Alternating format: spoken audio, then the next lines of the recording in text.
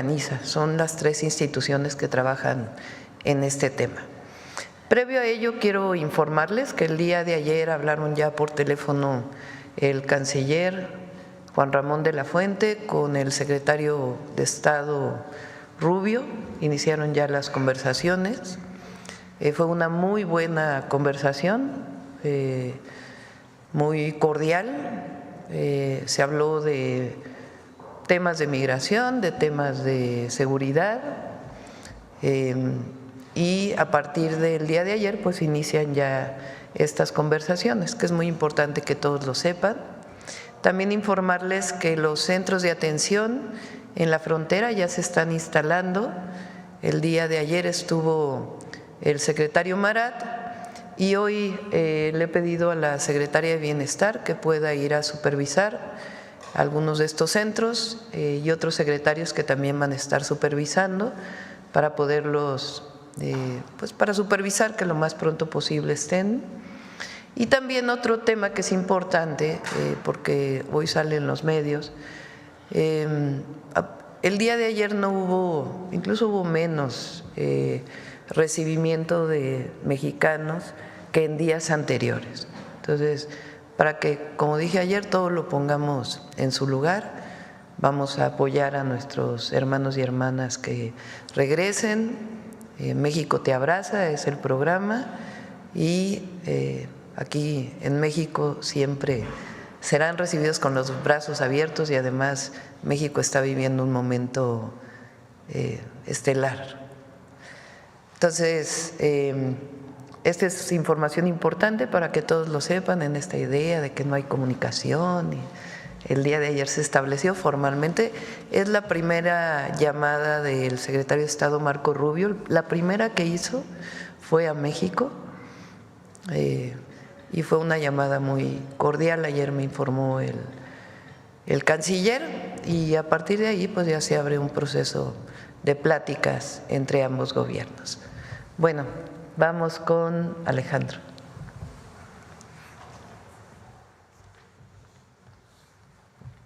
Con su permiso, Presidenta. Muy buenos días a todas y todos, compañeras y compañeros. El día de hoy es un honor volver a participar en este ejercicio de diálogo circular para informar los resultados del programa La Clínica es Nuestra, una estrategia para el fortalecimiento del primer nivel de atención del sistema público de salud de nuestro país.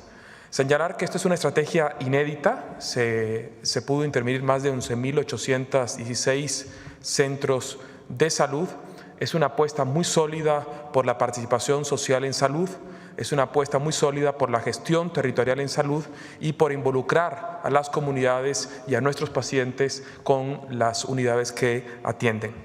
En 2024 se puso en marcha este programa, como he señalado, se han conformado 11.816 comités de salud que han decidido el destino del recurso y han ejercido el recurso a través de un proceso de democracia participativa en torno a los centros de salud.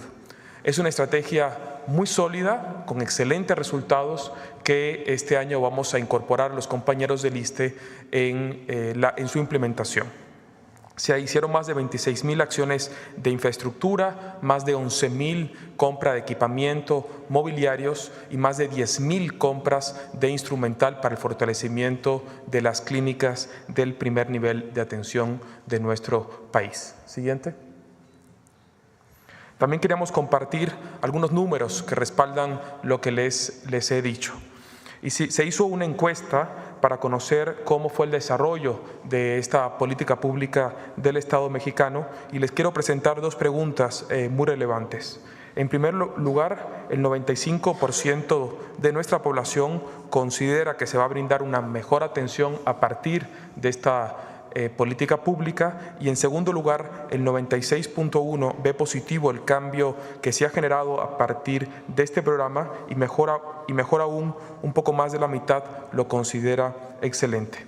Vamos a seguir trabajando todos los días para el florecimiento del primer nivel de atención de nuestro país bajo el liderazgo y la visión de nuestra presidenta. Siguiente, por favor.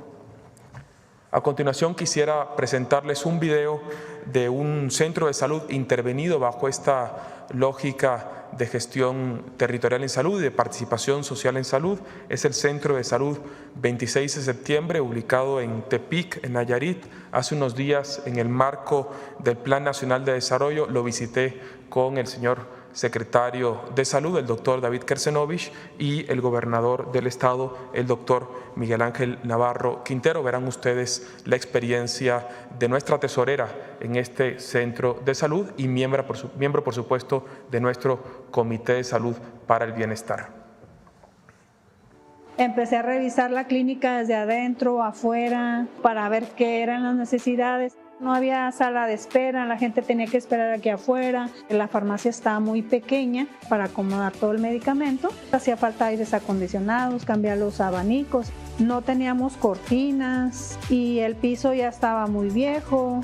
Empezamos a trabajar en equipo, organizados y contentos, ¿verdad? De que la gente le empezó a gustar el cambio y las mejoras que ha estado haciendo. Cambiamos muchos muebles, todas las mesas de exploraciones, escritorios, se compró todo el equipo dental. ¿Qué ventajas tenemos con tener una unidad nueva? Tenemos ya todos los implementos, se incluye un aparato de rayos X. Al contar con rayos X, el paciente se le toma su placa, se revisa, se valora y se decide de una vez su tratamiento. La importancia es que trabajando con un comité que somos usuarios, podemos ver más la necesidad como usuarios.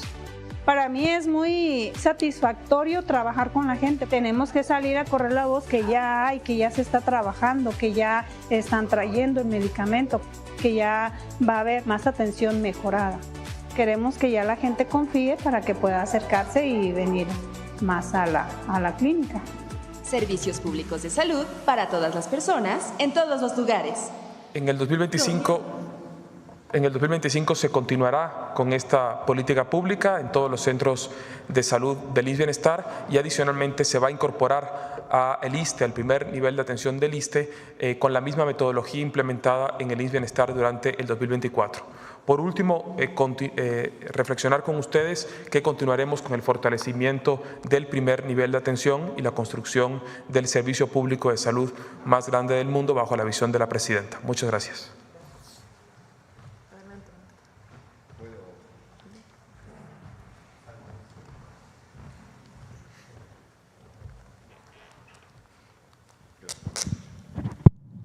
Buenos días, presidenta. Buenos días, amigos de los medios de comunicación.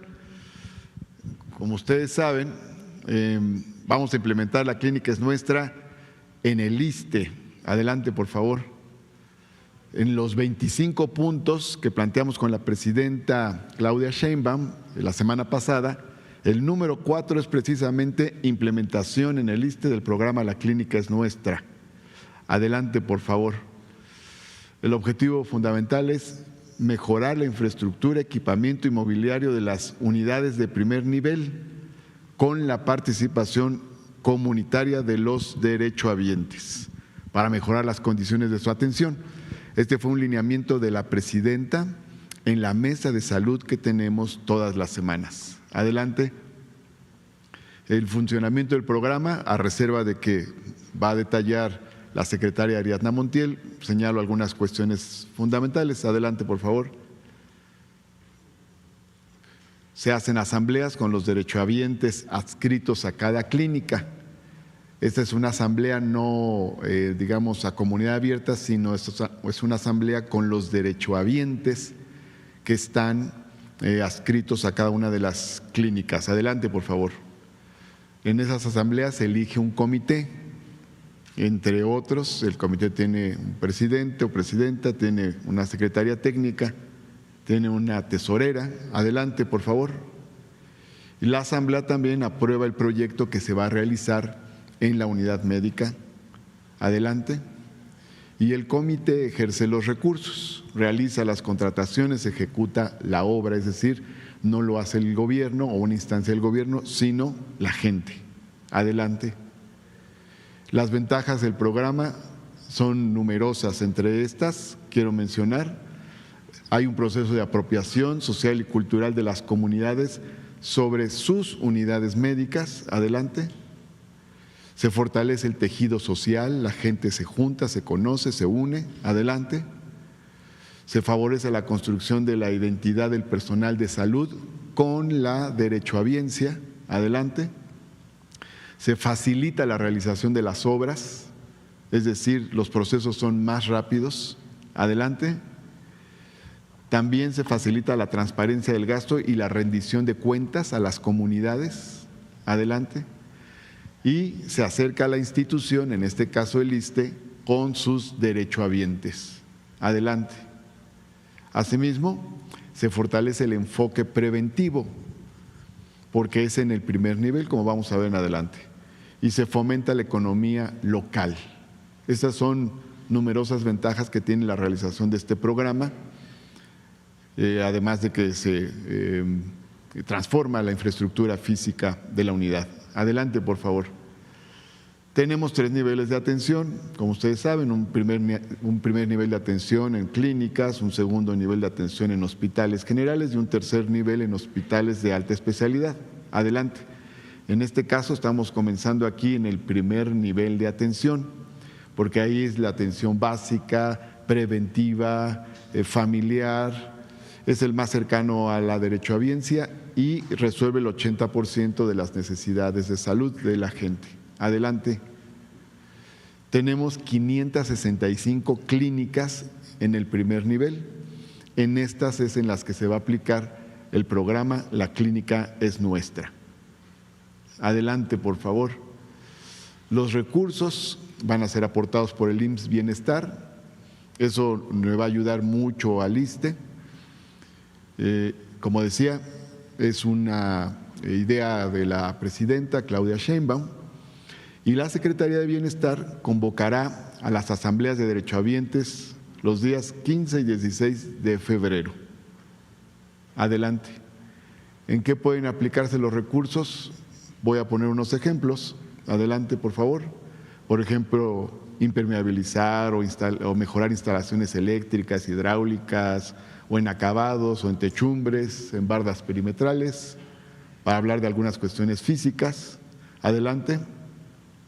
O, por ejemplo, en equipo médico, a veces faltan baumanómetros o estetoscopios y se pueden comprar, o oxímetros, en fin, otra serie de equipamientos o equipos que se pueden comprar con estos recursos. Adelante, por favor. Y también mobiliario, como pudimos ver en algunas de las fotos anteriores en la exposición del doctor Sbarch, desde sillas para los familiares que están esperando la consulta de sus pacientes, y anaqueles, pantallas, botiquines, etcétera. Adelante, por favor. Bueno, entonces nos va a ayudar mucho en el ISSSTE este respaldo del IMSS Bienestar con el programa de La Clínica es Nuestra. Se canalizarán recursos y además se van a ejercer de forma participativa. ¿Cuándo empieza, Martí? De hecho, esta semana tuvimos ya una reunión con las directoras y directores de las 565 clínicas del ISSSTE. El lunes estuvo presente la secretaria Ariadna Montiel y también el doctor Alejandro Sbarch, y pudimos hacer una información amplia. La primera parte, la primera fase van a ser las asambleas. Estas asambleas van a ser el 15 y 16 de febrero, o sea, ya en próximos días. Y en estas asambleas se comienza todo el proceso hacia adelante para el desarrollo de todo el programa. La idea es así que después de las asambleas, bueno, ya viene el trabajo de los comités, y los comités van a desarrollar la obra para que más o menos por septiembre estemos concluyendo las obras y adquisiciones que se hagan en cada una de las unidades, lo cual tiene que ver con la infraestructura, mejoramiento de infraestructura que vimos aquí la semana pasada, pero nos ayuda también a unir a las comunidades y a que los derechohabientes se apropien de su clínica, la que les corresponde a cada quien. Gracias, presidenta. Gracias. Ariadna.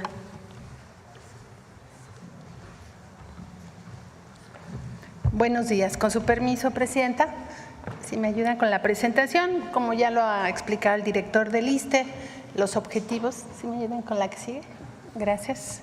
Los objetivos del programa, bueno, pues es hacer el tejido comunitario, que la comunidad tome sus propias decisiones, que se haga un trabajo colectivo, que se reactive la economía local y también que se manejen los recursos con transparencia. Adelante. Tenemos 10 pasos en lo que seguimos para la implementación de este programa. El primero es la planeación y la programación, que es lo que ya aquí se ha informado, cómo lo vamos a hacer y cuándo lo vamos a hacer, como aquí se ha dicho, el 15 y 16 de febrero. Vamos a capacitar al personal, ya tuvimos esta reunión el día lunes, convocada por el director general del ISSSTE, el licenciado Martí Batres, y ya tuvimos este paso también. Lo que sigue es convocar a los derechohabientes del ISSSTE, que son la comunidad de cada clínica. Se realiza la asamblea y ahí en la asamblea se elige el comité que va a administrar los recursos y también se define el plan de trabajo, es decir, qué obras se van a realizar o qué equipo o instrumental o insumos se van a adquirir.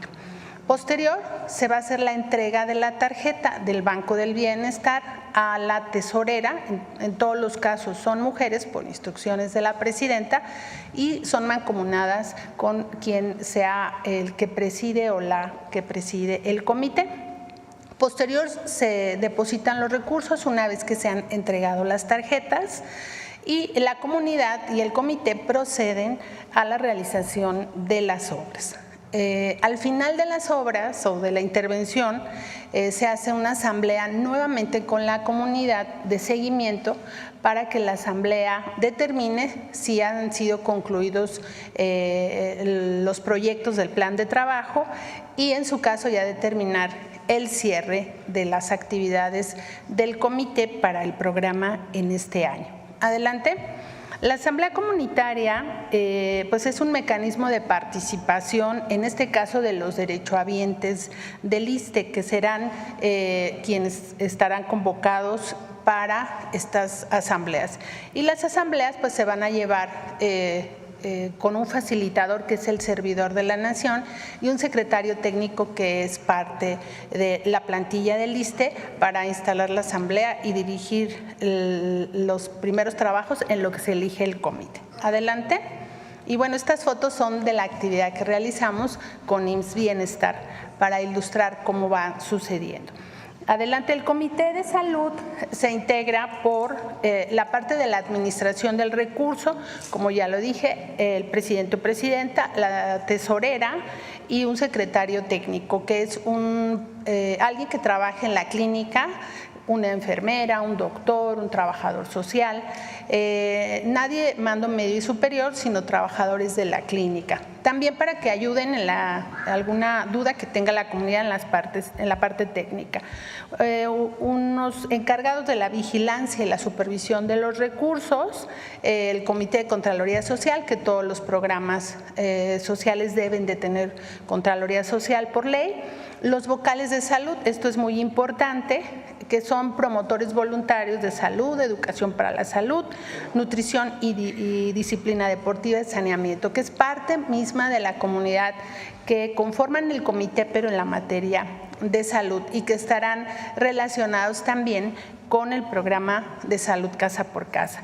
Y el facilitador del comité, que es el servidora de la Nación. Adelante.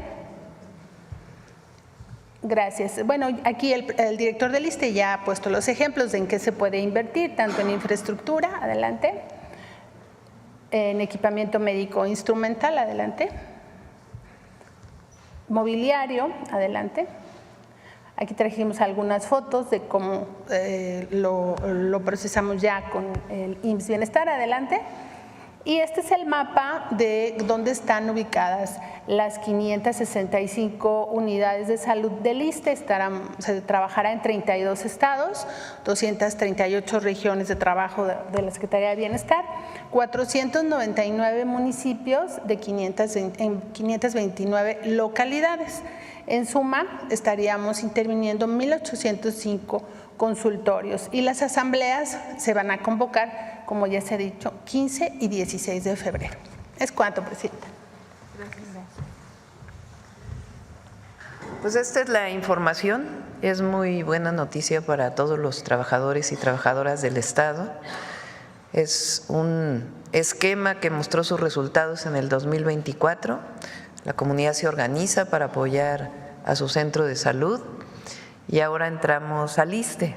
Entonces este año se va a notar una mejora sustantiva en todos los centros de salud y las clínicas del ISSSTE. Bueno, vamos con las preguntas. Sobre el tema, a ver, ¿quién dice sobre el tema?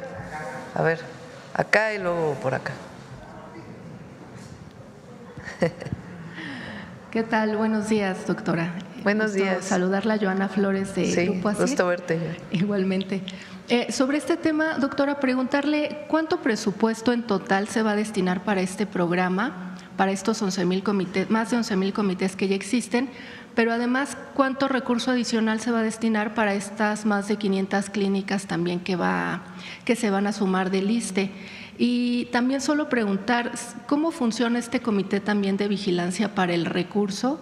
Y pues no sé si llegue a sobrar o incluso hasta les falta, ¿no?, a los comités, por favor. Y no sé si después tengo oportunidad Ariadna, de otro ¿quieres tema. comentar de cómo funcionan los comités y el monto? Gracias. En el caso del funcionamiento de los comités, ellos llevan un cuadernillo que se les entrega de control de gastos para que vayan a ir registrando tanto facturas e ir haciendo la sumatoria del recurso que ya se ejerció. Esto se va haciendo a lo largo de que se realizan los proyectos y al final en la asamblea de seguimiento se entrega el cuadernillo de gastos y lo revisa en general la asamblea. El aval ciudadano que existe en el IMSS Bienestar es quien escucha si la comunidad tiene alguna observación en el trayecto de que se están implementando las obras, de tal manera que ese seguimiento, digamos, administrativo y de vigilancia es permanente, lo revisa la asamblea al final a través de la rendición de cuentas del comité con un cuadernillo que establecimos para que tuviera, digamos, un orden y se pudiera sistematizar.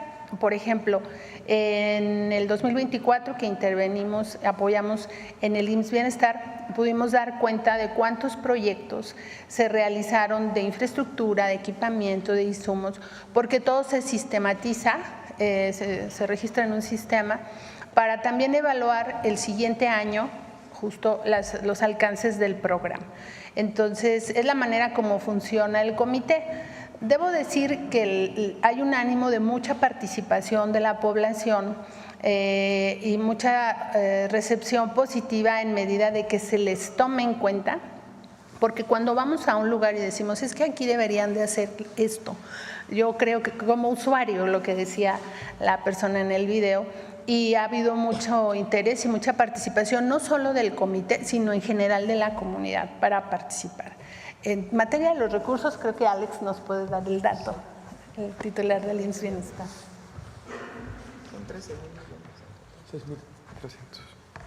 Son 6,300 millones para el primer nivel del IMSS Bienestar y el primer nivel del ISSSTE. En total, ¿verdad? En total, sí. Doctor, ¿y me permite otro tema rápidamente, por favor? Bueno, hace unos días hubo un incremento en las tarifas en las autopistas.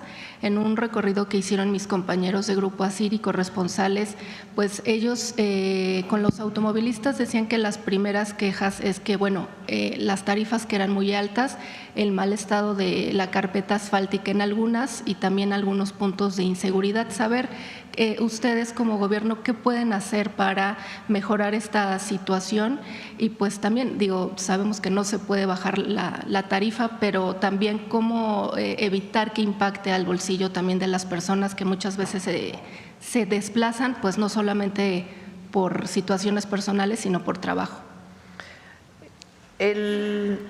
Mi compromiso fue que no aumentara en términos reales, ni la gasolina, ni las carreteras, ¿qué quiere decir esto? Que solo es la inflación, Términos reales quiere decir que el aumento es equivalente a la inflación. Entonces, el salario mínimo ahora, por ejemplo, creció casi 4 veces la inflación, 3 y pico de veces más que la inflación. Es decir, los salarios están aumentando más que el incremento que puede haber, que es exclusivamente la inflación. Entonces no hay un incremento mayor que eso, y es lo que se hace todos los años. Este año lo presentó el ingeniero Esteva hace unos días. Iniciamos con la construcción de varias carreteras y también seguimos con el programa de rehabilitación de las carreteras federales y las que tiene Capufe. Hay 3 niveles, digamos, o 3 esquemas en donde están las carreteras. 4, digamos. Uno es las concesiones, que existían de hace tiempo. El otro es esquemas que se pudieron haber establecido de inversión mixta. Algunas de ellas, por ejemplo, es la última que inauguramos en Nayarit. Inversión mixta quiere decir que hay inversión del gobierno e inversión privada, pero en un esquema distinto a la concesión, de tal manera que las ganancias se comparten. Ese es el segundo esquema. En el primer esquema es el privado quien tiene que encargarse del mantenimiento de la carretera. En el segundo también es el privado a partir del esquema de inversión mixta. El otro es las que tiene Capufe, que son carreteras federales que tienen cuota y que su ingreso entra a un fideicomiso de Banobras que se llama Fonadín, y a partir de ese recurso tiene que hacerse toda la rehabilitación y mantenimiento integral de la carretera, y las otras son las carreteras federales que no tienen cuota y que también el gobierno federal tiene que encargarse de su mantenimiento, y luego ya vienen las estatales, que es el Estado que tiene que mantenerlas. Entonces, este año 2025 hay recursos para iniciar nuevas carreteras, para ampliarlas más bien, carreteras que ya existen, como la Zihuatanejo-Toluca, por ejemplo, que vamos a iniciar de Toluca a Tejupilco, y también el mantenimiento mayor y menor de las carreteras federales. Ok, y ya nada más preguntarle a la secretaria, decía, va a viajar para supervisar estos centros, exactamente a dónde va a ir, cuánto tiempo va a estar y qué va a supervisar. ¿Quieres platicar cómo? Y también de los 3 centros de atención que ya existen. Gracias, doctora. Bueno, nuestra responsabilidad del día de hoy es estar en Ciudad Juárez, en Chihuahua, y estaremos supervisando las tareas de instalación de los albergues. Ya hay un equipo que está adelantándose ya de días atrás y están trabajando.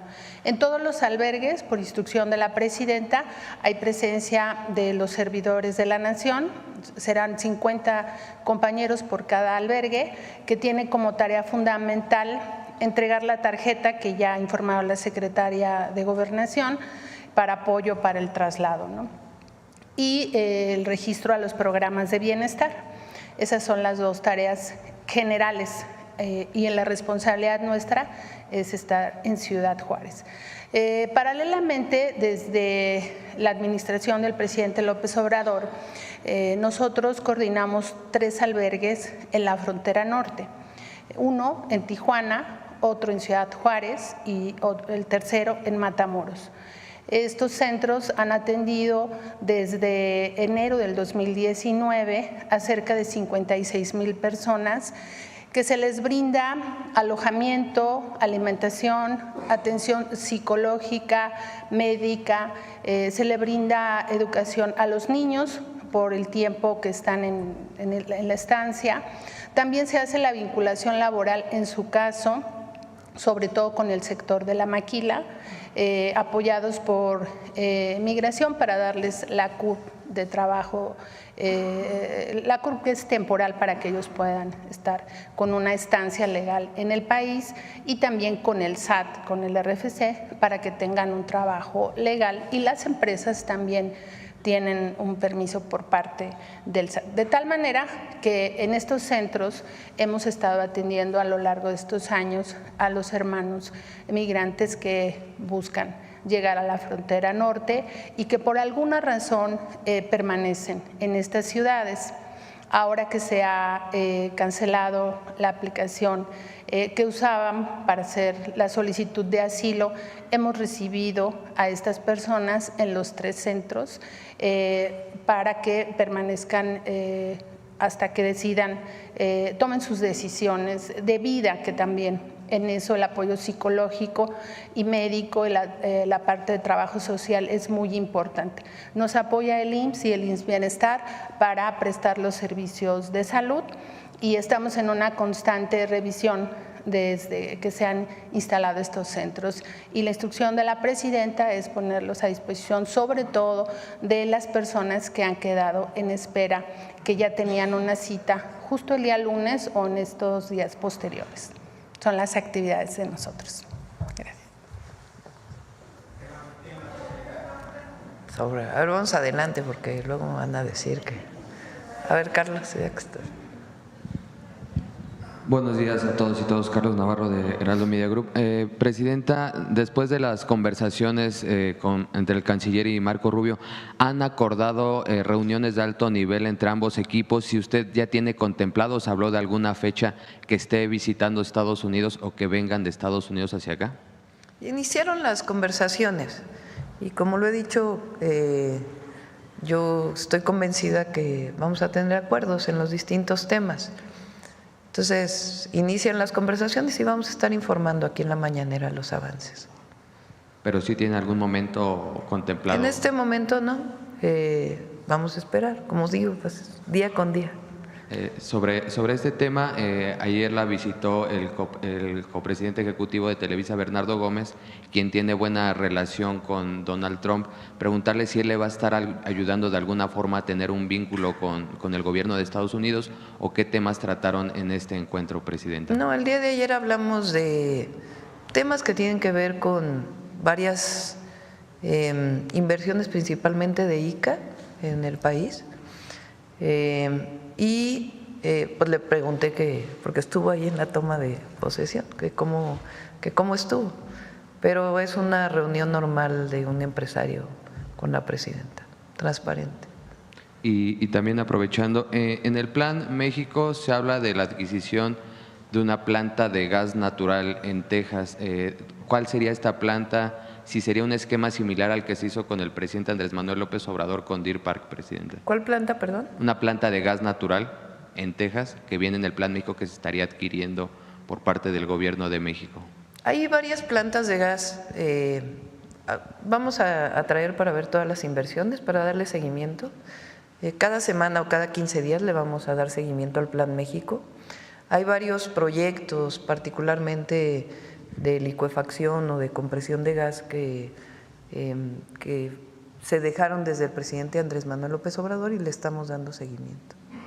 Y ya por último, en el Heraldo de México se publicó una encuesta donde le dan un aval de más del 70%. ¿Usted cuál sería su autoevaluación del trabajo que ha desempeñado como presidenta? Casi 36 millones de personas le dieron el voto de confianza para estos 6 años. Pero ¿cuál es la autoevaluación que hace usted con el trabajo que ha desempeñado en estos más de 100 días? Pues la evaluación es del pueblo. Nuestro compromiso es trabajar todos los días sin descanso para el bienestar del pueblo de México y la soberanía de la nación y el desarrollo sustentable y equitativo de nuestro país. Ese es nuestro compromiso y todos los días nos evalúa la ciudadanía.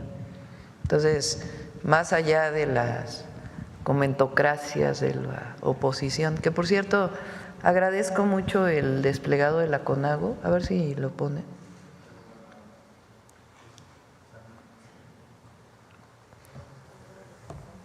Todos los 31 gobernadores y la jefa de gobierno firman este comunicado de la Conferencia Nacional de Gobernadores y Gobernadoras en defensa de nuestra soberanía y bienestar de las y los mexicanos. Expresamos nuestro pleno apoyo a la presidenta de los Estados Unidos mexicanos y su liderazgo, reconociendo su compromiso con los principios democráticos, la unidad nacional y el fortalecimiento de nuestro país, reafirmamos nuestra disposición para colaborar de manera institucional en beneficio de todos los mexicanos. Y hablan también pues de la importancia de defender a nuestra soberanía y a las y los mexicanos en el exterior. Y firman todos los gobernadores y gobernadoras, la jefa de gobierno. Es algo muy bueno, muy importante, porque independientemente de los partidos políticos, en el caso de los gobernadores, decidimos trabajar juntos para el bienestar de México. Entonces agradezco mucho, la verdad, el desplegado y habla pues de esta coordinación que tenemos con todos y con todas, independientemente del partido político al que pertenezcan. Que no es así con otros, pero bueno. Acá.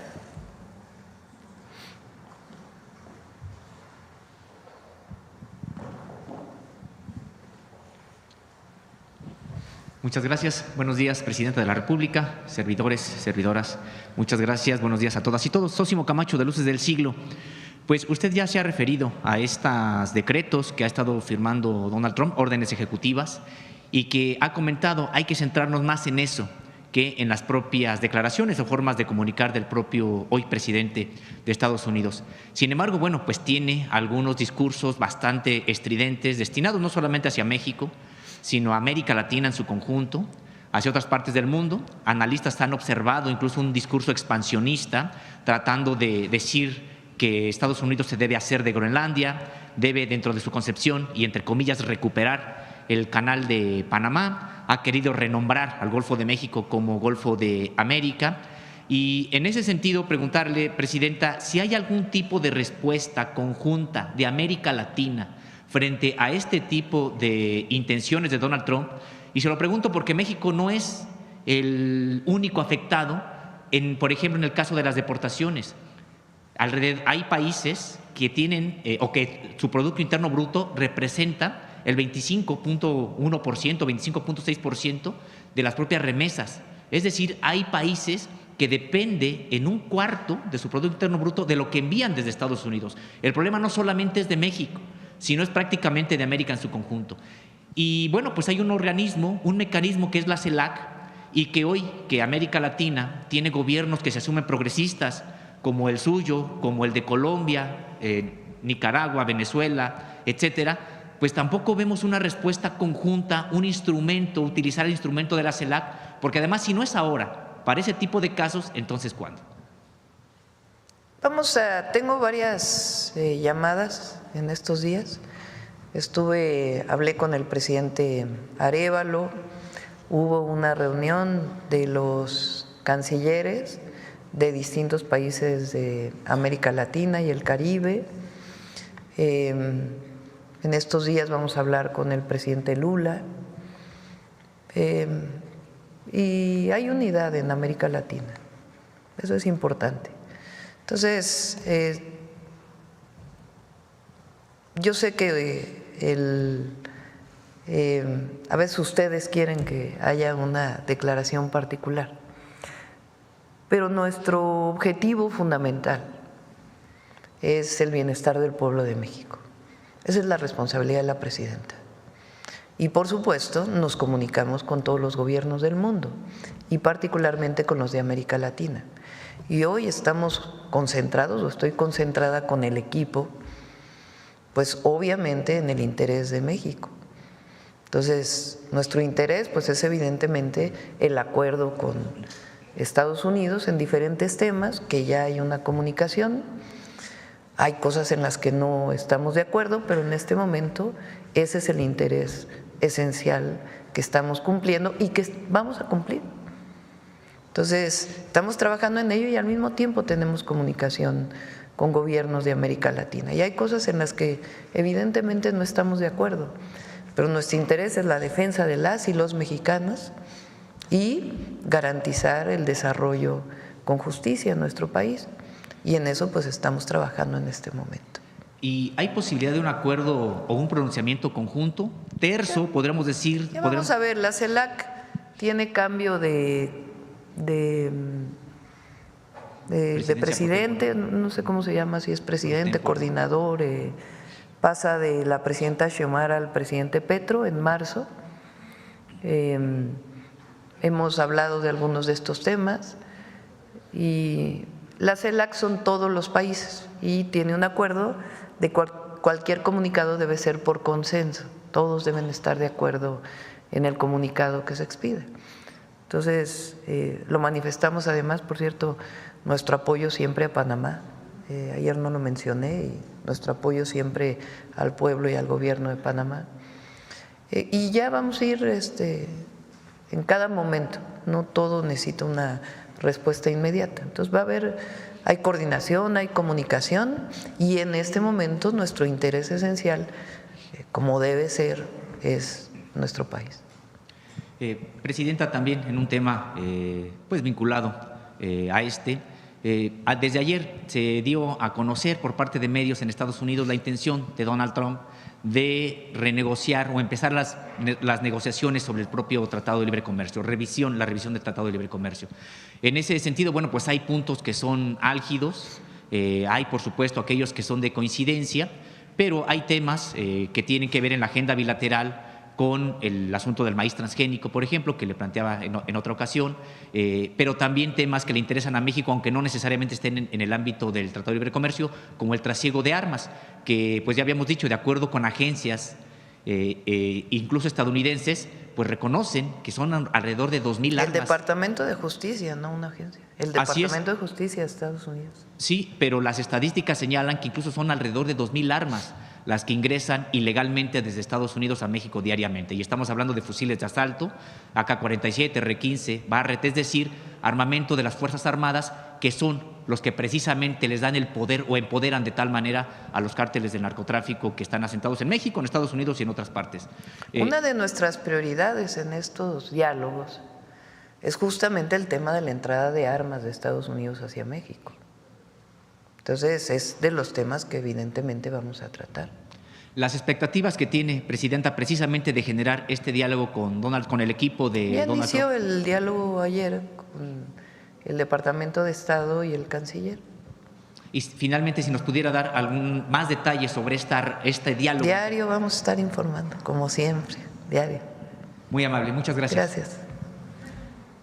A ver acá. Buen día, Presidenta. Jonathan Lozada, de Chiapas, Máxima FM. Pues es relevante que la primera comunicación que tuvo el secretario de Estado, Marco Rubio, haya sido con México, en esto que es una reconfiguración del mapa político internacional. Y vemos dos gobiernos, en el caso de México y el de Estados Unidos, pues muy distintos. Lo que nos permitió ver la toma de protesta del presidente Trump, pues es ver un gobierno de multimillonarios, una concentración de poder, de oligarquía, que representa los valores pues de una nación distinta a la mexicana.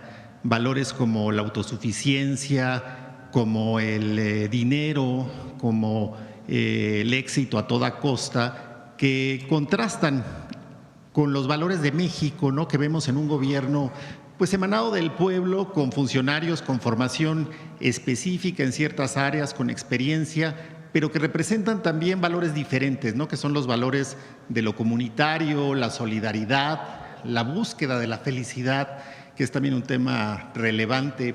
En este sentido, ¿qué retos hay en estos diálogos, Presidenta, con estos contrastes que podemos ver pues ampliamente desde el mismo evento pues que vemos con tonos religiosos, bélicos, militares, a lo que se presenta en México? Pues es distinto y yo creo que lo que hay que estar muy orgullosos, porque estoy segura que con la Cuarta Transformación, uno de los elementos centrales es la dignidad del pueblo de México. El pueblo de México recuperó su dignidad, su fuerza, no solo individual de cada mexicano y mexicana, sino colectiva, de lo que representa nuestro país, de la patria, de lo que significa el valor del pueblo de México. Eso es algo que es muy fuerte y con nuestros paisanos también. hoy que viven una situación difícil, pues son nuestra solidaridad, nuestro apoyo. Porque además, sin las y los mexicanos, la economía de Estados Unidos no sería lo que es. Entonces, esa fuerza, esa dignidad, ese orgullo de ser mexicanos y mexicanas es algo muy poderoso. Y eso lo tiene México y lo vamos a seguir fortaleciendo. Pero además tenemos algo muy importante, que es la fraternidad entre nosotros. Yo lo dije en la segunda plática con el presidente Trump. ¿Por qué en México no tenemos la crisis de drogadicción que hay en Estados Unidos? Es una pregunta más allá de la entrada del narcotráfico, ¿por qué aquí no hay esa crisis? ¿Por qué no tenemos el número de personas que lamentablemente fallecen? Porque no solamente es un tema de seguridad, es un tema también de valores y de reconocimiento incluso de la familia y de la protección que nos damos. En México, el pueblo de México es generoso, de los pueblos más generosos del mundo. Ahora que fuimos al CRIT en Tlapa, una mujer muy humilde, imagínense que donó al Teletón porque le están ayudando con su hijo. Más allá de Teletón o lo que signifique, o sea, la mujer en su humildad es agradecida, y así es el pueblo de México, generoso, agradecido, con valores que vienen de la profundidad de nuestra historia patria, desde los pueblos originarios, o quizá lo más fuerte es la comunidad de los pueblos originarios, pero también nuestra historia de resistencia, de valor, de nuestros héroes y heroínas. Y es un orgullo que hoy siente el pueblo de México más que nunca y que lo vamos a seguir fortaleciendo.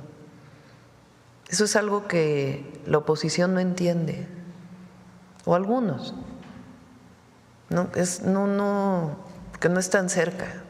Ahora que estuve en la montaña de Guerrero, 30 veces nos pararon, bueno, cerca de 30 veces. Sí, mucha gente tenía solicitudes, pero era una fiesta,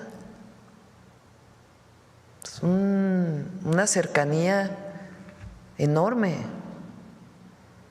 porque nosotros no vamos a traicionar nunca ni a nuestra patria, ni a nuestro país, ni al pueblo.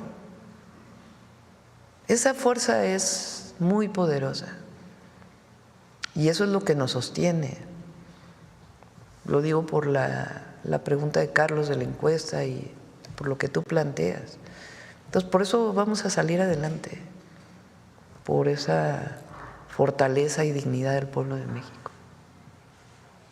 Presidenta, en este contexto de reconfiguración internacional, la Unión Europea, a través de su oficina de prensa, dio a conocer el viernes pues ya la conclusión de las negociaciones para un acuerdo global con México.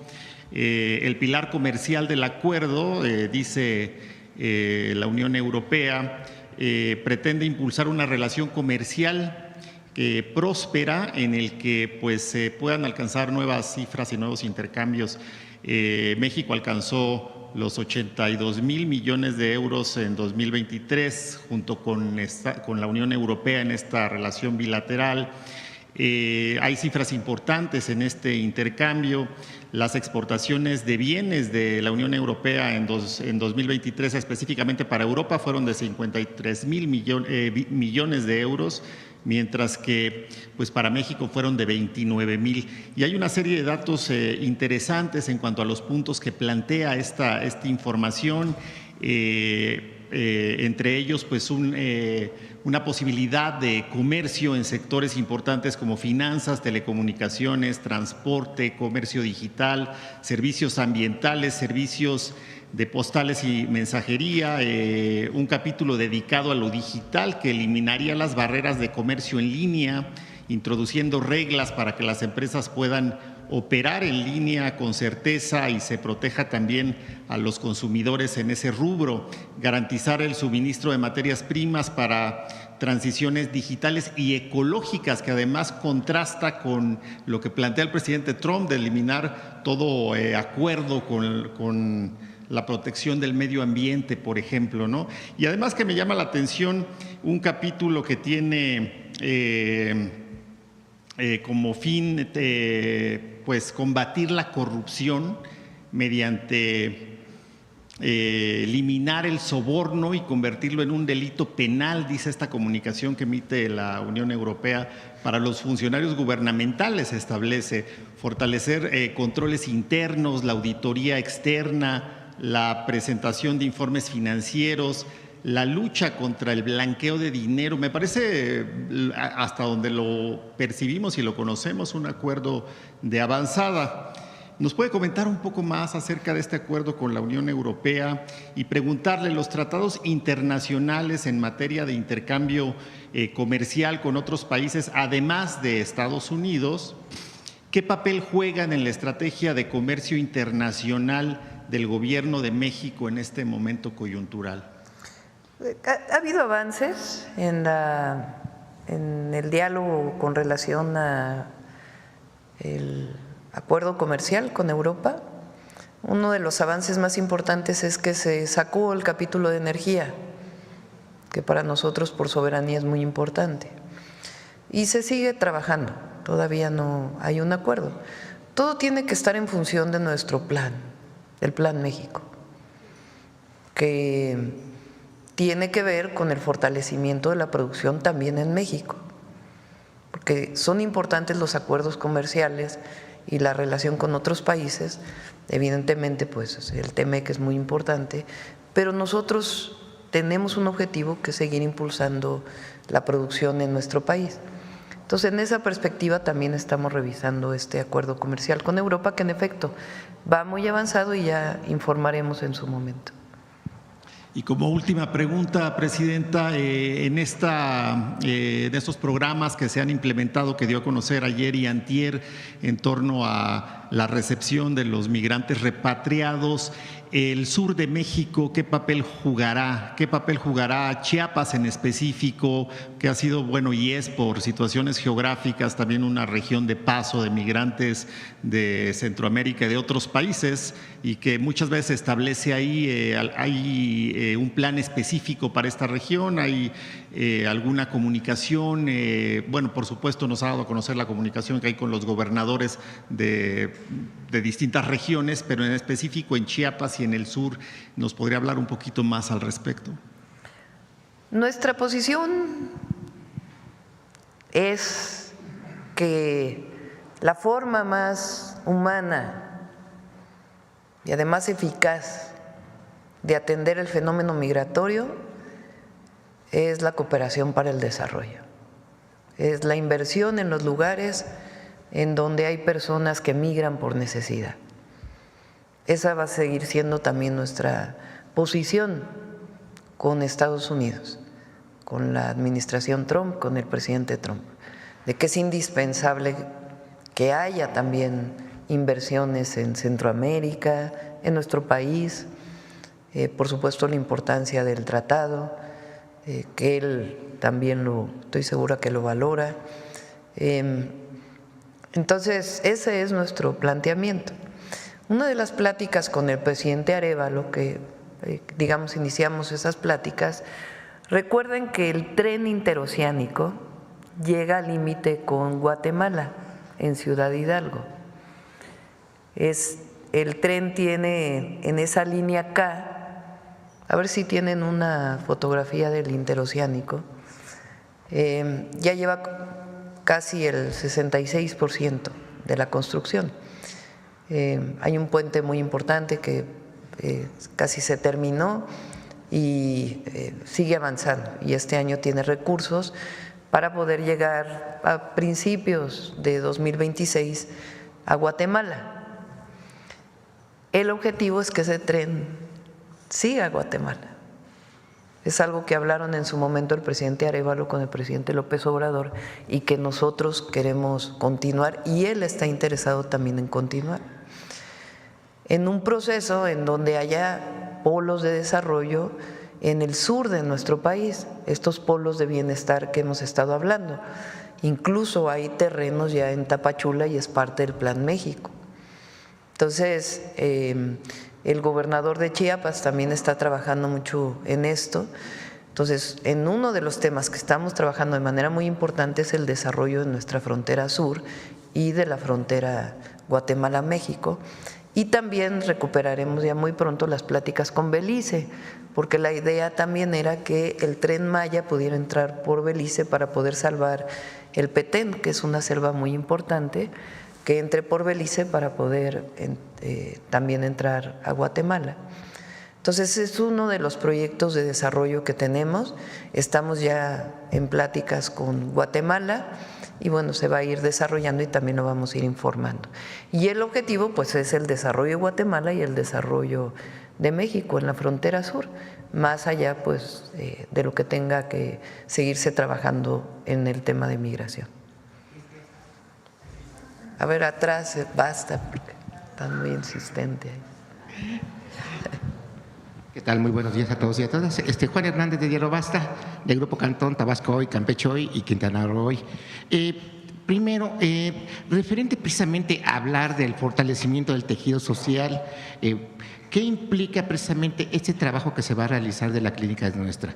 ¿Cómo se va a hablar de acercar el ISSSTE más a la población? ¿De cuántos millones de personas estamos hablando que van a ser las beneficiadas? Y bueno, y aprovechando que va a pasar el titular del ISSSTE, también preguntarle cómo va lo de las pensiones estas escandalosas que ustedes detectaron. ¿Qué les han respondido estas personas? Sobre todo la que es la más alta, que es la de la maestra esta del Jardín de Niños. Bueno, ¿qué ha pasado ahí? Pero primero la primera y después la siguiente. Bueno, muchas gracias. Gracias. Con su permiso, Presidenta. Primero sobre el tema del fortalecimiento del tejido social. Es que este programa es maravilloso porque no solamente es una inyección de recursos para levantar la infraestructura, sino que permite convocar a la gente que es la que utiliza estos centros de salud, que son no solo usuarios, son derechohabientes. Entonces, es la gente la que decide qué obra hacer y se les convoca en asamblea. Entonces, se convoca a los derechohabientes de una clínica, cada clínica tiene su conjunto de derechohabientes adscritos a esa clínica, se les convoca a una asamblea y en esa asamblea deciden qué obra se va a realizar. Eso le da además otra virtud al proceso, asertividad, porque es la gente la que sabe qué es lo que necesitan. El gobierno puede decir o el ISSSTE puede decir vamos a pintar todas las unidades, pero a lo mejor lo que necesitan es otra cosa, o vamos a poner impermeabilizante en todas, pero la gente dice esto es lo que se requiere. Aquí necesitamos que se arreglen los baños, o aquí necesitamos una barda perimetral, o aquí se requiere un espacio para los familiares de los pacientes. Entonces, es convocar a la comunidad de derechohabientes desde abajo, es por eso decimos apropiación social y cultural de la unidad y esa asertividad en la obra o adquisición que se va a realizar. Por eso es tan bueno el programa, ¿no? Y la gente queda muy satisfecha y acerca a la institución con sus derechohabientes. Ahora, el universo es muy grande. Nosotros tenemos 13 millones de derechohabientes y el primer nivel de atención atiende al 80%, que es, digamos, es la fase donde está la atención básica, familiar, preventiva y donde se puede evitar que una enfermedad se desarrolle. Entonces, el 80% de ello es digamos, el universo potencial, son como 10 millones de personas beneficiadas del universo potencial aproximadamente. Y por otro lado, respecto del otro tema, estamos en el procedimiento, se están haciendo las notificaciones directamente. Entonces se está buscando a cada una de estas personas de las pensiones elevadas, desmedidas, y se les está notificando y citando para que lleven su documentación, se contraste con la información que tiene el ISSSTE y después de eso se tomarán decisiones. Digamos, de entrada no existe ninguna justificación legal para que existan pensiones de ese tamaño.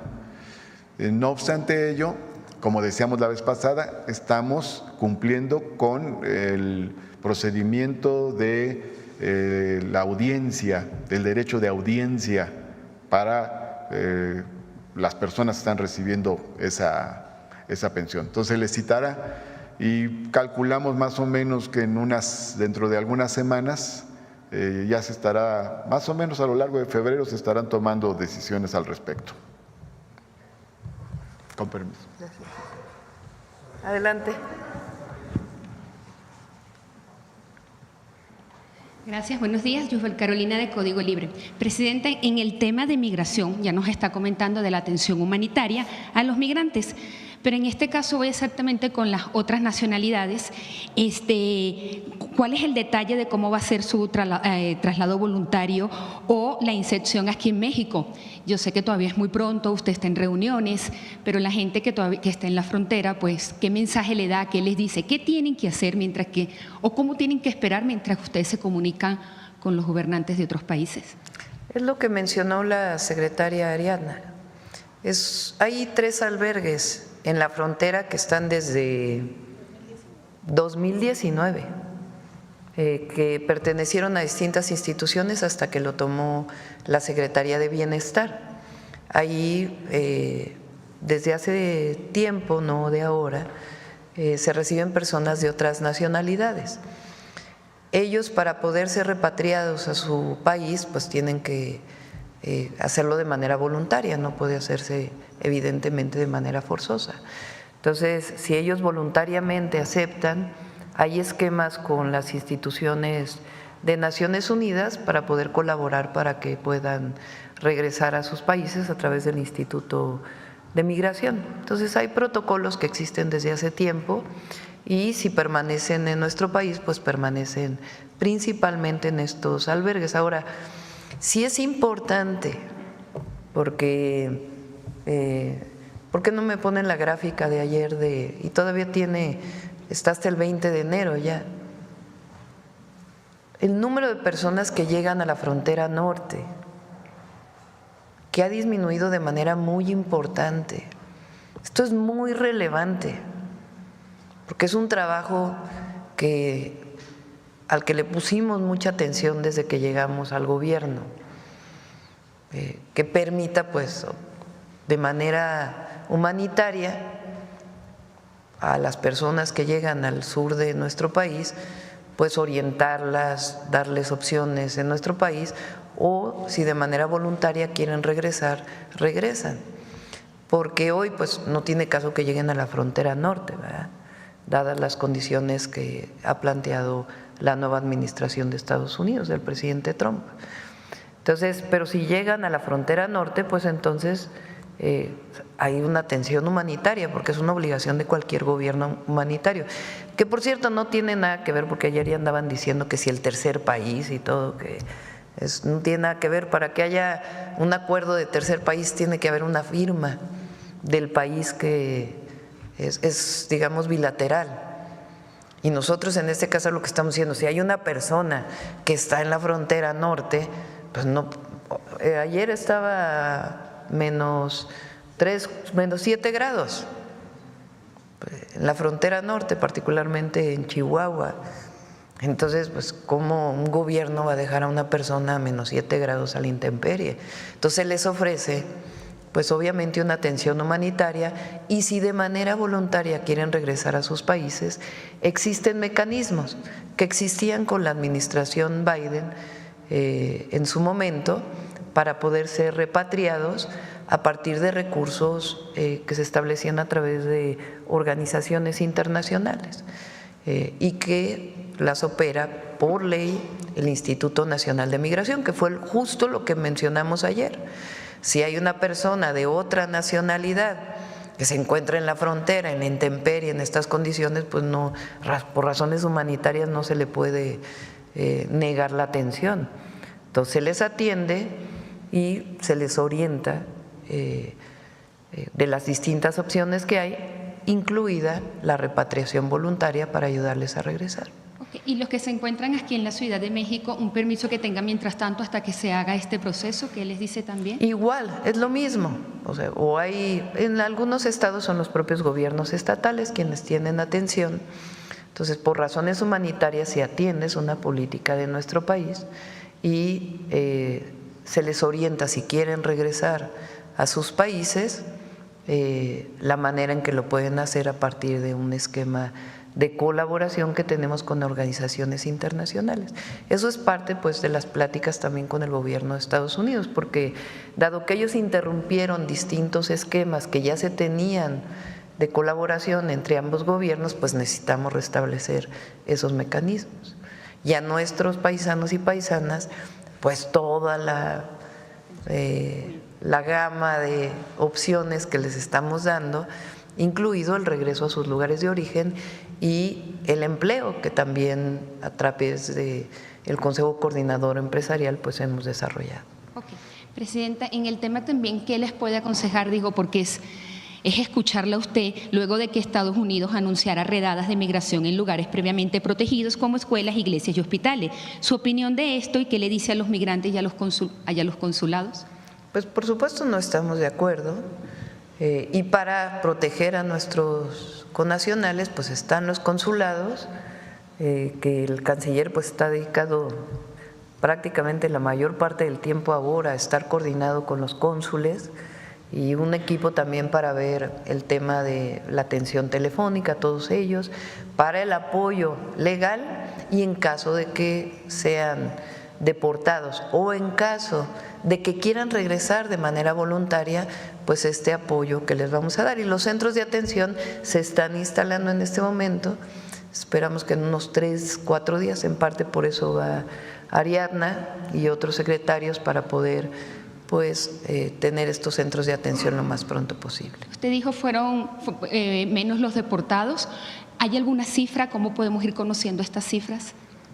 Sí hay cifras, en realidad es con un día o dos más o menos de que tenemos la certeza, pero digamos no hay, en todos estos años ha habido deportaciones, o sea no, si se incrementa por la decisión del presidente Trump, ¿qué hacemos nosotros? Apoyarlos legalmente y recibirlos en México con el programa México te abraza y poderlos orientar a distintos lugares. Y en caso de que haya una persona que no es mexicana en la frontera, pues también le damos apoyo humanitario. Y en otro tema, ya para terminar, Presidenta, ¿qué información nos puede compartir de la cifra de desaparecidos hoy en día en el país y de los centros de identificación en su momento? Por ejemplo, el Centro Nacional de Identificación Humana ubicado en Morelos se encuentra vacío. ¿Qué cifras hay hasta el momento y qué se habrá para reactivar con recursos el tema de las desapariciones en México? Está trabajando la Comisión de Búsqueda y hacemos una conferencia especial sobre… Para que nos informen las para cifras. que podamos informar. Muchas gracias. Adelante. Gracias, Marco Antonio Olvera del diario digital Hidalgo News y del canal de México News. Presidenta, la administración pasada del presidente Andrés Manuel López Obrador le expuse varios temas sobre diversos cárteles que obviamente le prestaban servicios al ISSSTE y que prácticamente los dejaron en huesos porque rentaban camillas, rentaban la renta de los laboratorios. Yo quisiera preguntarle ¿cómo va la salud financiera del ISSSTE hasta este momento con 100 días de su gobierno?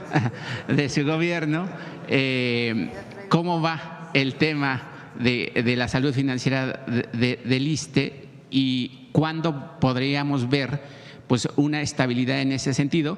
Porque el ISSSTE fue una de las instituciones más saqueadas, más robadas y por supuesto pues ahí el Baester Gordillo y el yerno fueron pues prácticamente los responsables de hacer un saqueo multimillonario igual que Enrique Peña Nieto.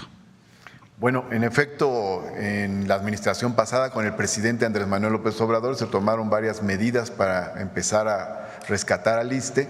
Subrayaría 3, 1, saneamiento financiero, 2, equipamiento nuevo. Hay mucho equipamiento nuevo que se empezó a adquirir. Y 3, la nacionalización de servicios integrados, nacionalización de hospitales, porque se venía privatizando todo. De hecho, como dijimos la vez pasada, pues casi convertían al ISSSTE en una franquicia, ¿no? Afuera estaban las letras que decían ISSSTE y adentro era una empresa privada que veía hemodinamia, otra empresa privada anestesia, otra empresa privada hemodiálisis, otra empresa privada osteosíntesis y así. Entonces comenzó el proceso de nacionalización y en el caso de hemodinamia prácticamente hemos culminado este proceso. Ya se tienen las salas de hemodinamia ya del ISSSTE, o sea, todo lo que es el equipamiento ya no depende de ningún privado. Y, por ejemplo, también en el caso de los insumos, estamos en estos días completando también la nacionalización de los insumos de hemodinamia. En el hospital 1 de octubre, le informé a la presidenta ayer, ya este domingo se realizó una operación ya con equipo nacionalizado, insumos nacionalizados. En el 20 de noviembre, en otros lugares, en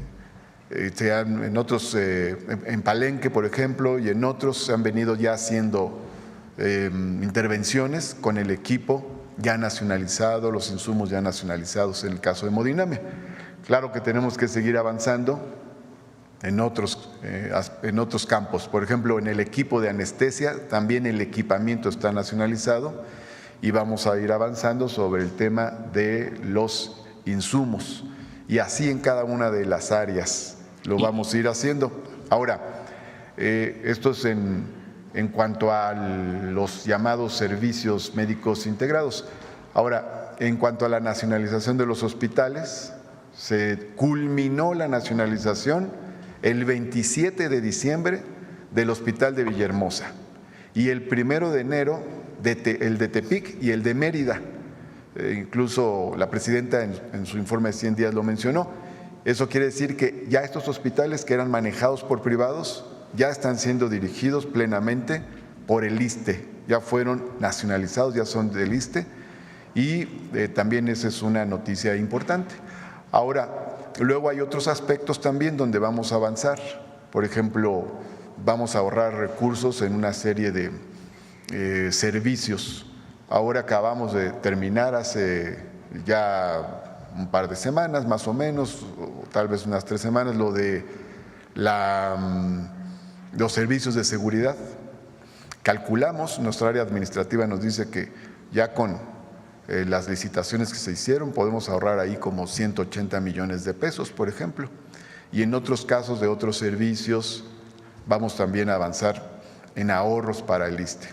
Y ya ustedes vieron que comentamos el otro día lo de las pensiones millonarias y comentamos también lo de que fundaciones privadas no estén lucrando con espacios que son del ISSSTE. Entonces estamos trabajando en todos los terrenos en un saneamiento del ISSSTE. Y se llevará 1 año o 2 años en estabilizar al ISSSTE, porque las pensiones obviamente son un talón de Aquiles para la propia institución.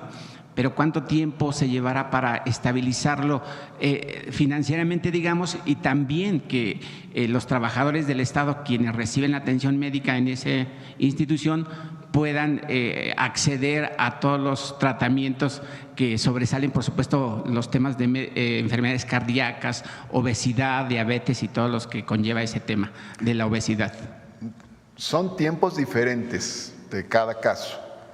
Pero de todas maneras estamos poniendo manos a la obra inmediatamente sobre las orientaciones que nos dio la presidenta. Aquí comentamos esto de la clínica es nuestra. La presidenta nos dijo en una de las reuniones de salud, pues vamos a apoyar al ISSSTE también con la clínica es nuestra. E inmediatamente hicimos la relación interinstitucional al respecto y así en todos los campos estamos avanzando. Ok, gracias. Con permiso, presidenta. Es importante, lo mencionó Martí hace una semana y aquí lo mencionamos hace unos días. Este año, ya en estos días enviamos la nueva ley del ISSSTE, una modificación, una reforma a la ley del ISSSTE. Tiene varias virtudes esta reforma. La primera tiene que ver con los créditos del FOVISSSTE, que lo anunció Martí y ahora, una vez que se apruebe la ley, lo vamos a poder hacer, que es a ver, ¿por qué no lo explicas? Vamos a descontar, a quitar deudas. Es una de las demandas más grandes que recibí en campaña, que hizo una parte del presidente López Obrador, pero no tan profunda como se requiere. Hay muchas gentes que tienen créditos de FOVISSSTE, ya pagaron el doble en términos reales de su vivienda y siguen debiendo. Entonces, hay una reforma muy importante para ayudar a todos los trabajadores que tienen créditos de FOVISSSTE. Y ahora les platico la otra parte. Adelante, Martín. Complemento esta información del estudio inicial realizado en el caso del FOVISSSTE. Podemos avisorar que se puede ayudar a los acreditados del FOVISSSTE en varios campos. Uno es facilitarles que culminen la liquidación de sus créditos, porque luego hay trámites excesivos, se les vuelve a pedir toda la documentación cuando ya son acreditados. Hay otro punto muy importante que es la condonación. Entonces tenemos a miles de acreditados que ya pagaron 2 veces, 2.5, 3 veces el crédito que se les dio y sin embargo siguen teniendo deuda. Ahí se va a condonar, es decir, se va a cancelar esa deuda, pero hay otro tipo de ayudas, las quitas, en el caso de deudas que son muy grandes, para poder bajarla y que se les facilite el pago, los congelamientos de intereses y de los pagos mensuales, de tal forma que sobre todo en el caso de pensionados, pues se les facilite que puedan pagar realmente los créditos. Entonces ahí tenemos este tipo de facilidades y calculamos que son unos 400,000 acreditados que van a recibir estos beneficios. Hay algunos que dejaron de ser derechohabientes porque ya no son trabajadores del Estado, pero siguen siendo acreditados porque tuvieron un crédito en su momento del FOVISSSTE, después se fueron a trabajar al sector privado o al autoempleo. Y entonces en esos casos se pierde el vínculo, se deja de pagar en algunas ocasiones y se les agranda su deuda, entonces se vuelve un problema. Entonces se van a hacer ahí los llamados acuerdos amistosos para que sigan pagando a FOVISSSTE y se les modifique el esquema para que se haga factible que puedan pagar también. Entonces este es el esquema respecto de los acreditados, pero en la iniciativa de reforma que ha mencionado la presidenta, se va a buscar que el FOVISSSTE recupere la facultad para mejorar, rehabilitar, construir y arrendar vivienda para los trabajadores. Entonces, esto va a ser muy importante porque esa facultad la tenía y en el periodo neoliberal, en la reforma del 2007, se le quitó esta facultad al FOVISSSTE y con ello se va a poder ayudar mucho a los derechohabientes para tener vivienda. El FOVISSSTE va a poder contratar empresas para construir vivienda y esas viviendas pueden ser para adquisición de los trabajadores, pero también para ponerlas en renta para los trabajadores. Y eso va a ayudar a los demás bajos recursos que prácticamente estaban excluidos del sistema de créditos que se hizo a partir del 2007. Con permiso. Y la otra importante sobre salud que también viene es que aquellos que ganamos más y que somos afiliados al ISSSTE, trabajadores del Estado, trabajadoras del Estado, la idea es que los que ganen más y particularmente con estas compensaciones que se nos dan, que fue una idea que salió aquí, por cierto, de uno de sus compañeros, podamos pagar un 2% adicional. Eso se integraría al ISSSTE y el gobierno, con el presupuesto público, entre otros con los fideicomisos de la Corte, que son trabajadores del Estado, completar para una parte muy importante que son los trabajadores de los servicios de salud del ISSSTE. Los médicos del ISSSTE son los que menos ganan de los sistemas de salud público. Y nosotros queremos que ganen lo mismo, por lo menos de los del IMSS. Entonces, a los primeros que estaríamos ayudando, empezaríamos por antigüedad, sería a los trabajadores, a los médicos, médicas, enfermeros, enfermeras y otros trabajadores de la salud del ISSSTE. Y con ese mismo recurso, pues ir también mejorando todas las instalaciones. Iniciamos con la Clínica Es Nuestra, que son los centros de salud, que es la atención primaria, que es a donde primero van pues todas las familias trabajadoras del Estado. Entonces, y Martí pues está haciendo un excelente trabajo con mucha sensibilidad. El otro día no lo dije, pero también con Martí nos conocimos en el CEU.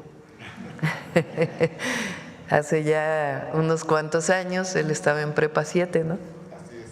Prepa 7, era dirigente de Prepa 7, su servidor estaba en la Facultad de Ciencias de la UNAM, en el 86, 87, o sea, ya llovió un poquito, él es más joven, hay que reconocerlo, pero nos conocemos desde entonces, desde el movimiento estudiantil, y está haciendo un excelente trabajo con la sensibilidad social que le caracteriza a Martín.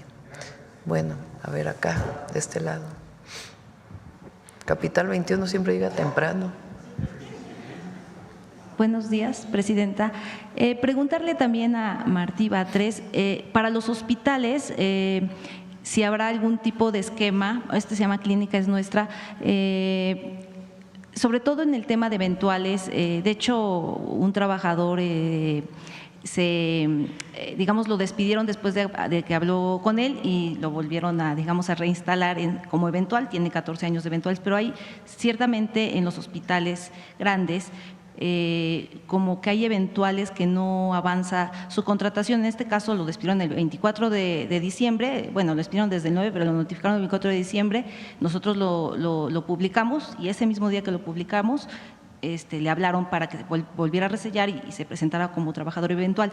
Pero hay varios casos, no solo en Puebla. ¿Qué se está pensando? Porque hay como una colusión entre la autoridad, en este caso el Hospital Regional de Puebla, y el sindicato, en donde los trabajadores ya de base pues son familias grandes que en una elección participa una planilla y en la siguiente otra planilla, son 2 planillas. ¿Cómo arreglar ese tema para que los trabajadores eventuales no tengan 5, 6, 7, 8 años? Para que tú seas un trabajador eventual y te basifiquen, tienes que entrarle a buscar al sindicato y decirte, te voy a apoyar, pero si no eres un trabajador que te interesa la política, pues te quedas ahí de eventual por varios años. ¿Cómo ir avanzando en ese tema que es estructural? Si se está pensando, también ahí el Hospital Regional de Puebla tiene el tema de que son 2 bolsas, la de, digamos, la foránea y la del Hospital Regional.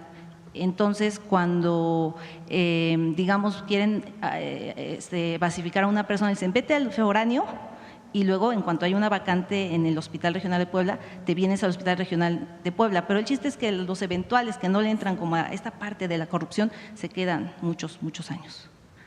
Bueno, para empezar diría que sobre el trabajador, un trabajador me abordó cuando fui al Hospital Regional de Puebla y después lo habían corrido. Luego cuando nos enteramos le dimos la instrucción de que lo reincorporaran inmediatamente, que no se le afectara al trabajador, porque es que se acercó conmigo para plantear algunos problemas y dimos la instrucción de que no se le debería de sacar y ya lo reincorporaron y está trabajando.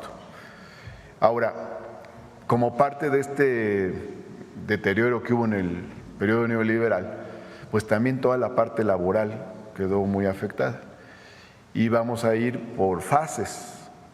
Como comentó la presidenta, junto con la reforma sobre el FOVISSSTE vivienda, en la iniciativa que va a enviar la presidenta, viene también un tema de fortalecimiento del financiamiento, que vimos aquí el otro día, es el punto 25 de los 25 puntos para la transformación del ISSSTE. Y la idea es que estos recursos nuevos, que explicó la presidenta, van a venir en su gran mayoría de aportaciones del Estado y en otra parte de un pago de los seguros de salud que ya existen de los altos servidores públicos.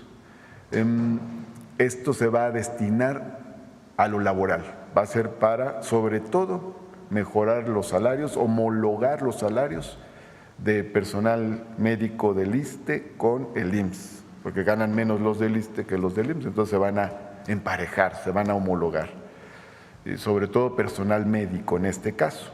Pero vamos a ir viendo otros campos donde también hace falta ayudar. Vamos a lo largo de todo este periodo del sexenio, como dijimos, gradualmente, pero progresivamente, o sea, ir avanzando para apoyar a los trabajadores. Sobre todo esta colusión que hay entre la autoridad, porque usted fue muy claro con la administradora de que no hubiera represalias a este grupo de trabajadores y realmente pues… No debe haberlas y todo nuestro respeto a los trabajadores, todos contribuyen a la institución. Y nada más quería comentar que en efecto conocí a la doctora Claudia Sheinbaum, ya hizo las cuentas, son un poquito más de 30 años, pero siempre ha sido una mujer de principios y con una gran firmeza. Prácticamente hemos estado en las mismas luchas, en el CEU, luego con el ingeniero Cuauhtémoc Cárdenas, luego en el gobierno de la ciudad con el licenciado Andrés Manuel López Obrador, en la formación de Morena, y ahora para mí es un honor estar aquí con la doctora Claudia Sheinbaum, que nos representa como nación con una gran dignidad. No quería dejar de comentarlo también. Muchas gracias también por regresar a este trabajador. Y, Presidenta, preguntarle sobre el proyecto Olinía. Un grupo de pueblos indígenas me pidieron que, digamos, su equipo revisara la pronunciación. Ellos afirman que la pronunciación es Olinía. ¿Olinía? Ajá, Olinía. Bueno, no sería Olinía, sino Olinía. Sería cosa de que ustedes revisaran con universidades expertas en lenguas maternas. Y se entiende que se instalaría en San José, Chiapa, Puebla. Yo quisiera saber, se entiende que es un proyecto de inversión mixta. Van a haber proveedoras, de hecho ya en Puebla se están organizando las proveedoras para ver qué autoparte puede entregar cada una. Pero mi pregunta es, ¿quién ensamble será una empresa del Estado? Los trabajadores serán del Estado. ¿Se tiene una perspectiva de cuántos empleos se podrían generar con este proyecto? ¿Qué se tiene al respecto? En este momento estamos en la etapa de diseño. Justo ayer me reuní con los compañeros de la Secretaría de Ciencia. Estamos trabajando, lo vamos a presentar de esta a la otra semana aquí en la mañanera, el plan de semiconductores, que ya está listo también para el diseño y producción de semiconductores, que lo vamos a presentar aquí con distintas instituciones de educación pública, de educación superior y de investigación. Y en el caso de Olinía vamos a revisar con los hablantes náhuatl, como se dice.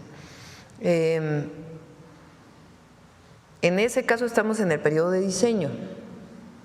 Ya la parte de producción del vehículo, estamos justo también en el análisis de si es todo una empresa pública o hay una parte de empresa mixta. Entonces hay las dos opciones y en este momento estamos en el periodo de diseño. Y por último, Presidenta, en Puebla hay un proyecto, apenas pues en enero, la directiva del IMSS, encabezada por Zoé Robledo, hacen un autoanálisis. Ellos dicen que van a hacer de autocrítico, porque pues hay retos, sobre todo el tema todavía de las consultas, en estas instituciones de salud o de las cirugías que tardan, revisaron los proyectos prioritarios. En Puebla está el de San Alejandro, el hospital que se cayó con el temblor de 2017. ¿Tendría fecha de cuándo se podría estar inaugurando este hospital de San Alejandro, que es muy importante porque ahorita pues muchos pacientes son atendidos? Se adelantó Zoé, mira, ya me mandó el recado.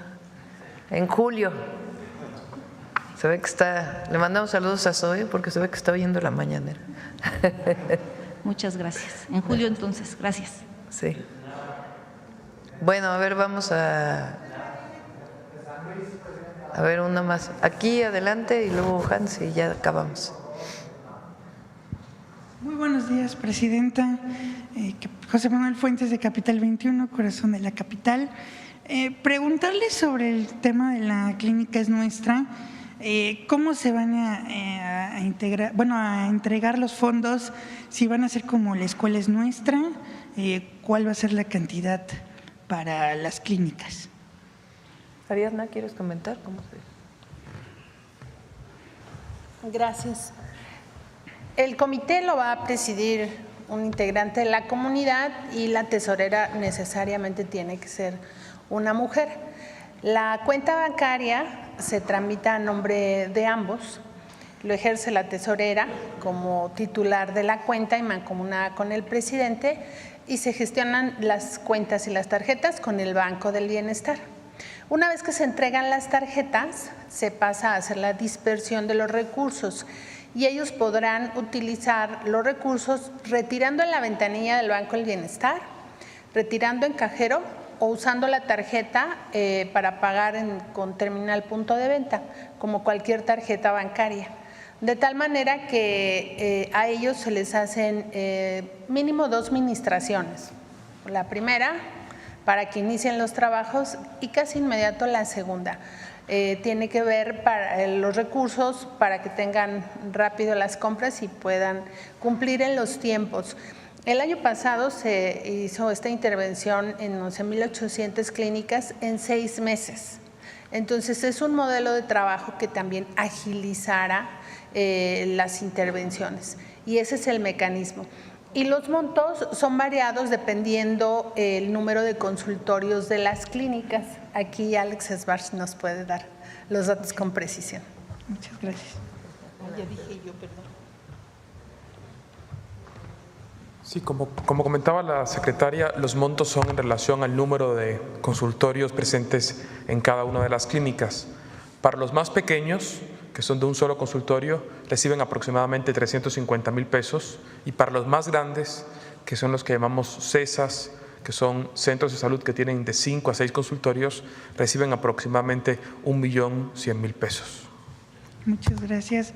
Como segunda pregunta, Presidenta, quiero saber cuál es su opinión de que después de que usted ha estado hablando de una iniciativa para prohibir la siembra de maíz transgénico, la jefa de gobierno el fin de semana firmó, la jefa de gobierno Clara Brugada firmó un decreto para prohibir también la siembra de maíz transgénico en la Ciudad de México, y también habló de una estrategia para declarar a la ciudad libre de maíz transgénico y también para fomentar el maíz nativo. ¿Cuál es su opinión, Presidenta? Me parece muy bien que haya, Clara, digamos, reafirma algo que venía de tiempo. Cuando fui secretaria de Medio Ambiente en el año 2001 de la Ciudad de México, hicimos un decreto similar.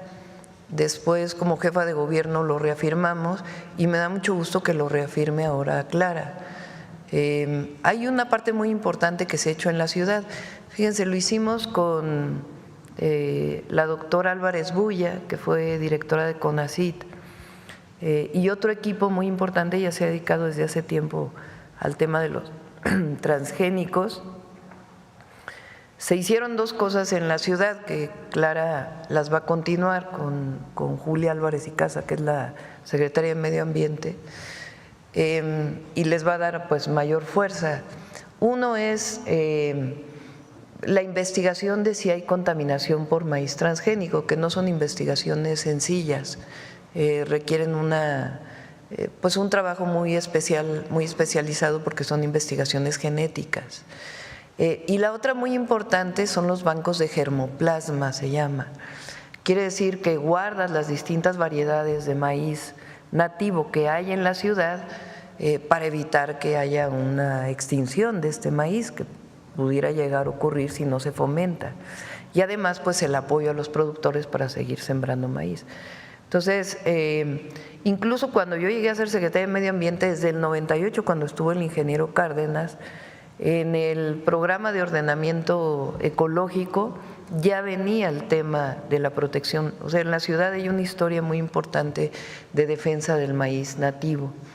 y me da muchísimo gusto que Clara lo recupere. Por último, le agradezco la respuesta, presidenta. También preguntarle… Por cierto, ya está lista la iniciativa, yo creo que la enviamos el día de mañana. Es muy sencilla y es la prohibición de la siembra de maíz transgénico en el país para que sea llevada a la Constitución. No, pues esa era la pregunta. Sí. Muchas gracias, presidenta. Gracias. A ver, ya acá y ya terminamos, nos falta todavía el detector de mentiras. Buenos días, presidenta. Hans Salazar, de Noticiero en Redes.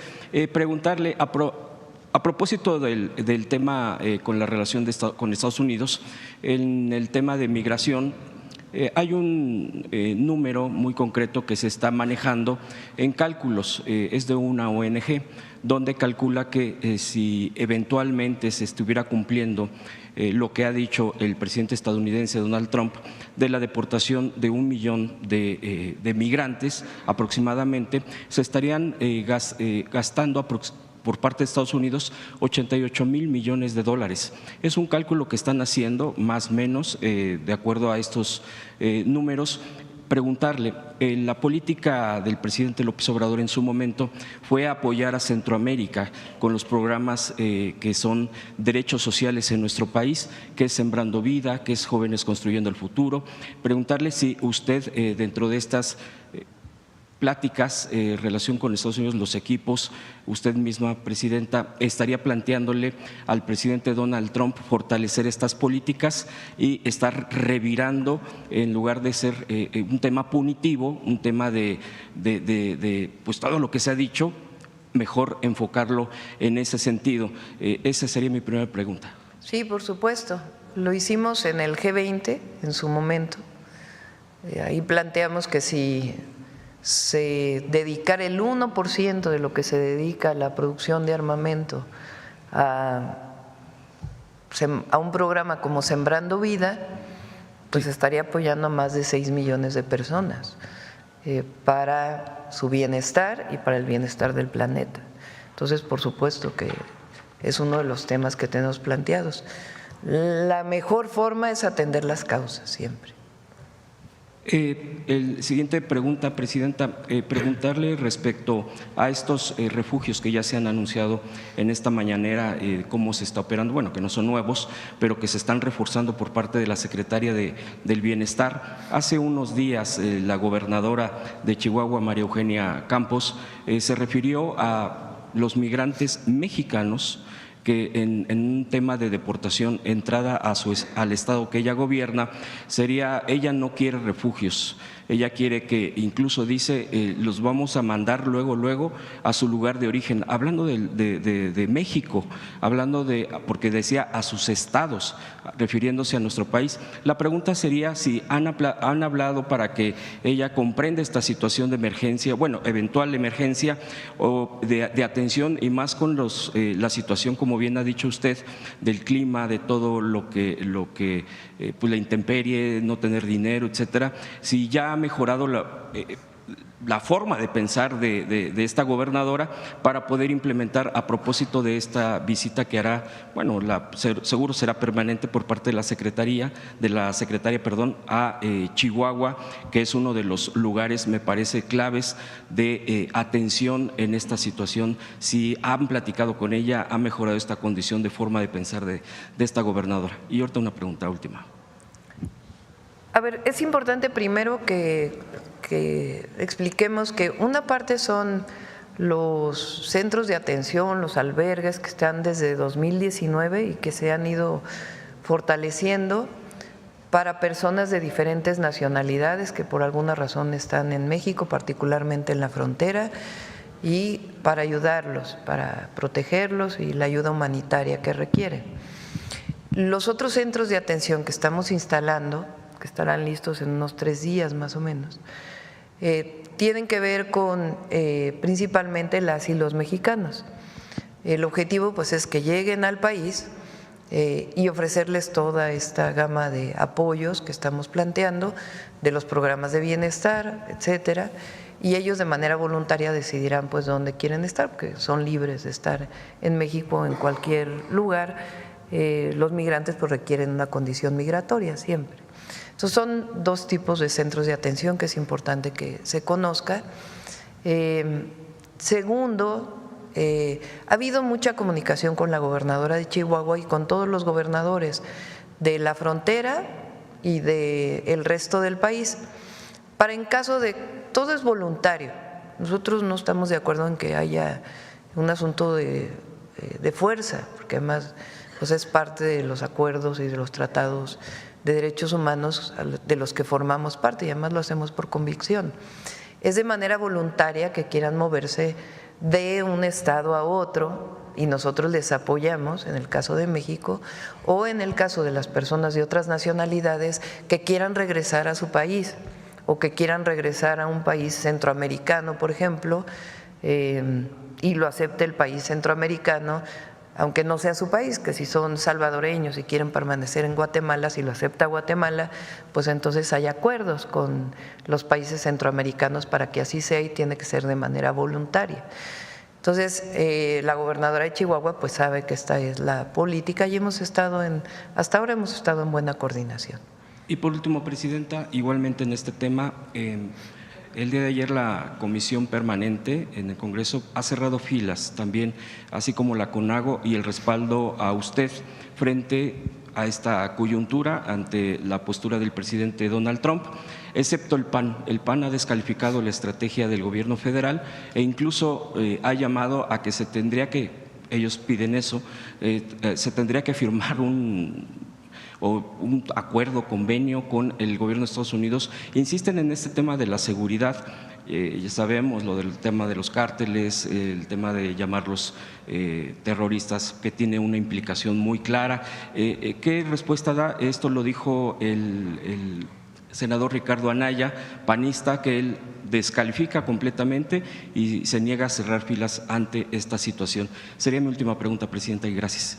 Pues es distinto primero resaltar que es distinto lo que han dicho los gobernadores del PAN que firman el acuerdo de la CONAGO de los legisladores.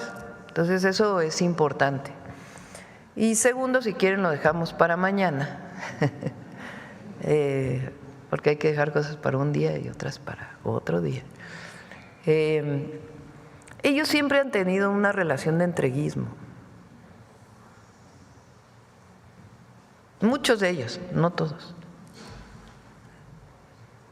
Y si quieren mañana platicamos de eso, para dejarlo para mañana. Bueno, vamos a cerrar con el detector de mentiras, dejamos las otras preguntas para mañana y que sepan todas y todos que estamos trabajando todos los días y que vamos a seguir informando particularmente sobre el tema de la relación México-Estados Unidos. Adelante. Con su permiso. Buenos días a todas y todos. Quienes a partir del Pacto por México argumentaron falsamente que la competencia entre gasolineras de diversas marcas bajaría el precio de los combustibles y aprobaron la reforma energética con esta y otras falacias, hoy mienten diciendo que las gasolinas han aumentado su costo. ¿Por qué negar la responsabilidad del pasado y la realidad del presente? En redes sociales y medios de comunicación también localizamos una mentira coordinada. Comentaristas mienten sobre las videocámaras de vigilancia y multas que no existen. ¿Por qué desinformar? ¿Por qué generar miedo o intentar generar miedo en la ciudadanía? Veamos el detector de mentiras.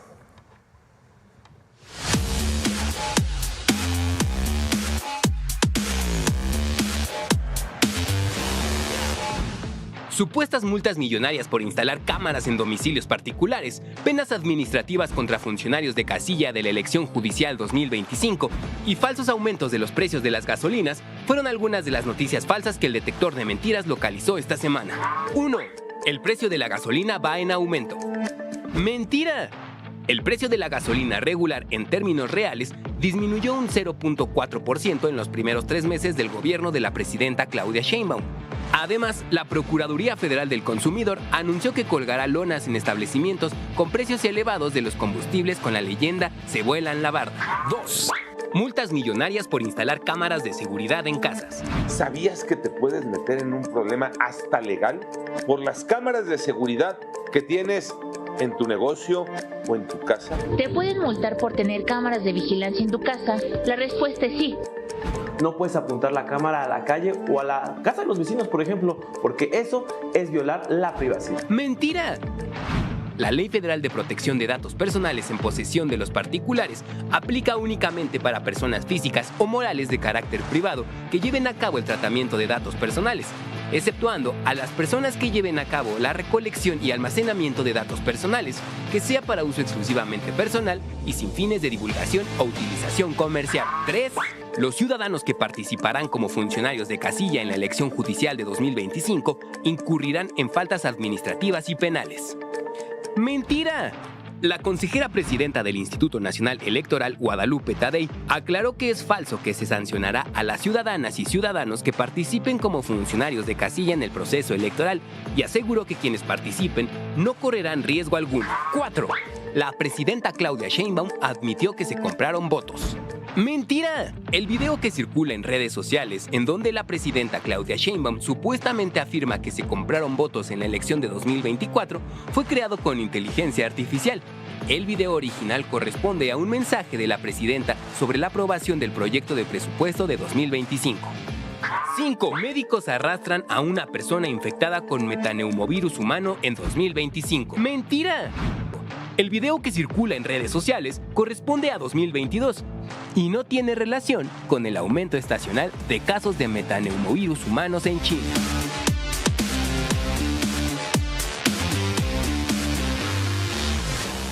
Muchas gracias. Hasta la próxima semana, Presidenta.